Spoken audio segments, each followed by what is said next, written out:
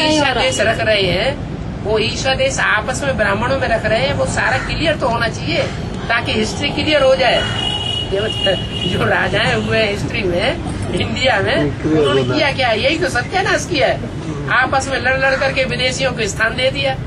विदेशियों ने इनकी ये कमजोरी समझ ली, अरे ये तो आपस में ही लड़ रहे हैं, करो आक्रमण।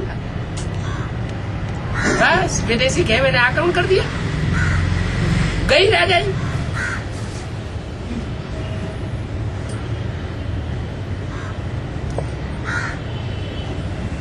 नेपाल में भी ऐसे ही हुआ। अभी तक नेपाल में राजा रहा है, अभी तक नेपाल में राजा रहा, लेकिन अंदर अंदर जहाँ देखा कि इनमें फूट पड़ रही है, माओवादियों ने आक्रमण कर दिया। किसने? माओवादियों ने आक्रमण कर दिया, महाकाली के फॉलोअर्स ने। बस नई दुनिया की पालना करने वालों की राजाई सभा चट्ट हो गई। पहले आक्रमण कर दिया, फिर बाद में क्या किया? उस राजाई में घुस के बैठ गए, जोड़ तोड़ करके। जैसे आज इंडिया गवर्नमेंट जोड़ तोड़ करके अपनी सत्ता बना लेती है, ऐसे जोड़ तोड़ करके उन्होंने अपनी सत्ता भी बना ली। अभी नेपाल में किसका शासन है? प्रजातंत्र तो है, लेकिन माओवादियों का शासन हो गया।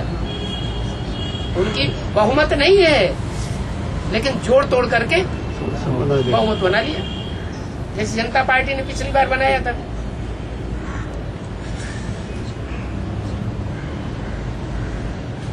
इसलिए अंदर की जो फूट है, हम तुमसे बात नहीं करेंगे, हम उनसे नहीं मिलेंगे।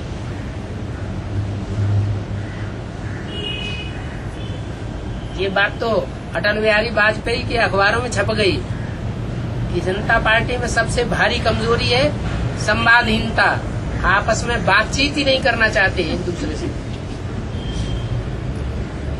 इतनी नफरत भरी हुई है स्वार्थ की बातों को लेकर के।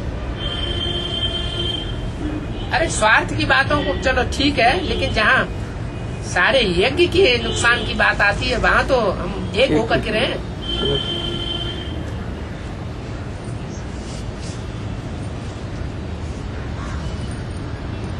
गीता पाठशाला बाप का घर है, न कि किसी व्यक्ति का घर है, बाप का घर है।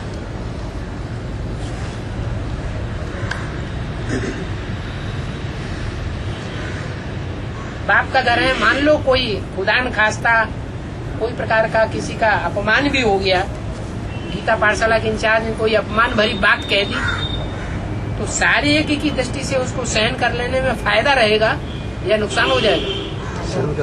फायदा ही रहेगा, नुकसान नहीं हो सकता। संगठन को तोड़ने वाले, बात करने वाले का नुकसान होगा, सहन करने वाले का नुकसान नहीं हो सकता।